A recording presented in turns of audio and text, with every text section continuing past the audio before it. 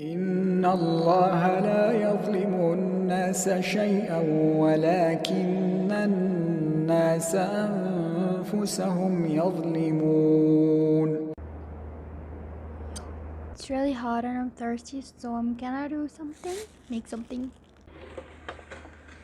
اي مرحلة انت فيها دلوقتي، اي مكان انت فيه دلوقتي، يعني كان حالك دلوقتي، اعرف ان انت السبب في حالك ده. انت مذاكرة متراكمة عليك، مش قادر تصحى من النوم بدري، متأخر في حياتك، ان انت اي حاجة، اعرف ان انت اللي وصلت نفسك بده بافكارك بدون ما تعرف. وده المخيف، ان احنا عاملين ده في انفسنا واحنا مش عارفين. فتحنا عيننا وشفنا اللي بنعمله اللي مخلينا على الحال ده، بدل ما نلقي اللوم على اهالينا، بدل ما نلقي اللوم على البلد اللي احنا مولودين فيها، على ظروفنا، على المكان اللي احنا فيه ومغنيتي يمكن ده مش مكاني وده مش زماني.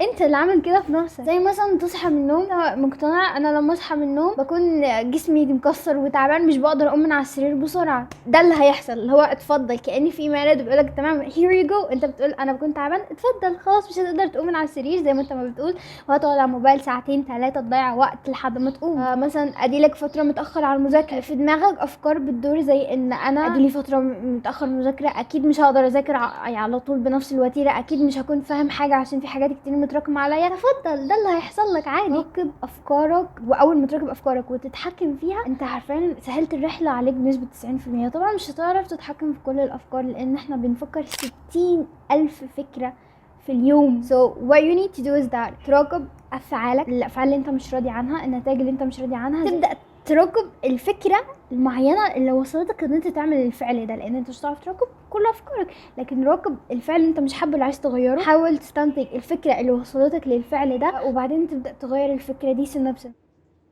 كنت قاعدة اسمع The Wizard Liz ودلوقتي هنزل اطبع شوية ورق علشان اخطط الاسبوع لانها حفزتني. and let's go into the physical and real. كنت عايزة اطبع ورق الوان بيس.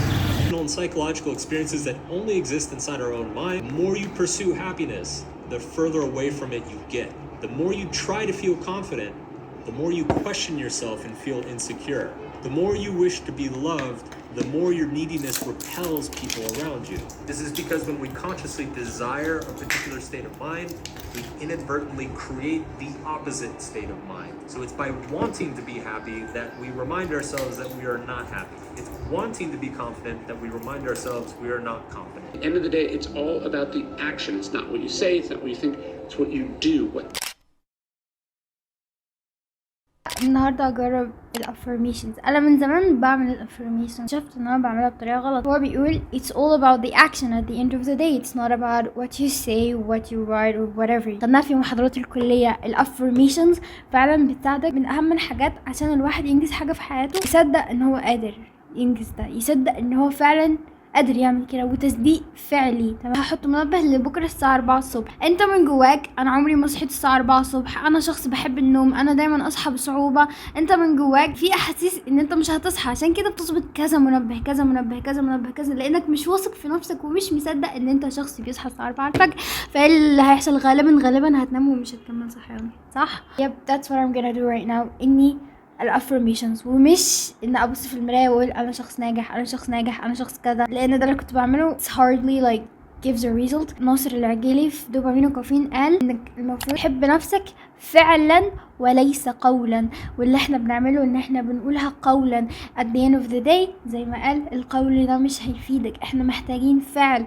تقول انا شخص ناجح وبقاوم الصعوبات بكل سهولة، وبالعكس بلاقيها ممتعة كأنها تحدي بالنسبة لي. تروح تعمل ايه؟ تروح تفتح محاضرة من اللي عليك، تفتح حاجة من اللي وراك، مش مهم الحاجة دي تكون تقيلة، اهم حاجة تكون عملت حاجة، ذاكرت محاضرة، اي حاجة. فانت كده بتغذي القول بتاعك ده سنة بسنة بيكون حقيقة. تمام.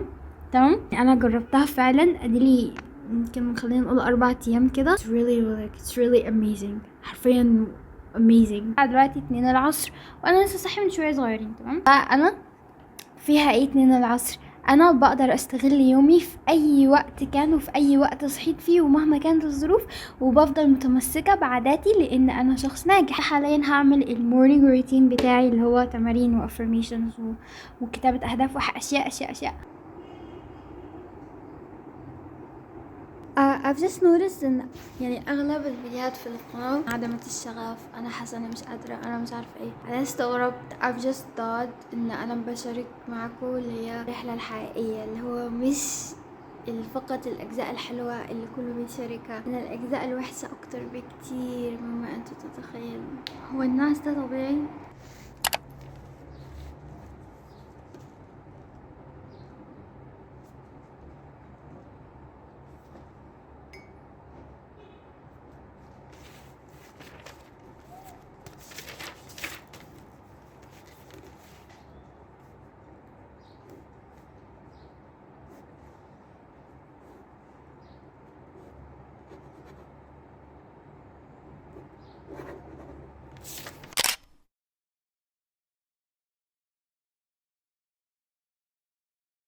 لان اكتشفت ان احنا بنهرب من انفسنا لما بنحط خطط وبنحط اهداف. يجي وقت نحقق الاهداف دي مثلا ونلاقي الساعه متاخره، خلاص هنام بكره واصحى بدري، ساعتها احنا بنهرب من المواجهه وبنضحك على انفسنا، لان ان انت تعمل الحاجه دي حاجه صعبه. فلما اكتشفت ده لو حسيت خلاص يعني لامتى كده، right now or never. الحاجة لو عايز تعملها لازم تعملها دلوقتي حالا وتواجهها، لا تؤجل عمل يوم الغد. على سبيل المثال right now studying is a bit too heavy for me، لكن اذا انا فضلت اقول لنفسي ان انا حاطه في دماغي ان بجد المذاكره تقيله، يا لهوي لسه هخلص ايه ولا هعمل ايه ولا ايه، وفعلا مثلا الكميه اللي عليا خلينا اقول كبيره، طب انا كده استفاد ايه؟ انا كده انتوا مستوعبين؟ بقنع نفسي وبقول لنفسي على فكره انت مش هتقدري تعمليها علشان الكميه كبيره والكميه تقيله. لو انت متخيل انت بتقفل نفسك من الشيء من قبل ما تجربه حتى، فليه؟ همشي بمبدأ اني اراقب افكاري كل شويه وامسكها بقى في الحته اللي هي هتوقعني فيها، الحته اللي بقع بسببها كل مره وانا مش واخده بالي. هراقب افكاري بقى في اللحظه دي واغيرها على حسب الافكار اللي انا عايزاها. اللي هو ساعتها هقول المذاكرة جميلة، الكمية الكبيرة دي انا هقسمها لحتت صغيرة بحيث انا اقدر اعملها، انا مفيش حاجة صعبة عليا. بس طبعا مش كلام تحفيزي وخلاص، لكن كلام بافعال، واني بحب المذاكرة واستمتع بكل معلومة واخلصها نية لربنا. ده بجد اللي بيفك كل قرار، كل ازمة حرفيا مهما كان اللي عليك. الموضوع يكون تقيل قوي قوي قوي ورخم ووحش، بس ده اللي بجد هيخليك تعملها. فيب كمبري مشاو.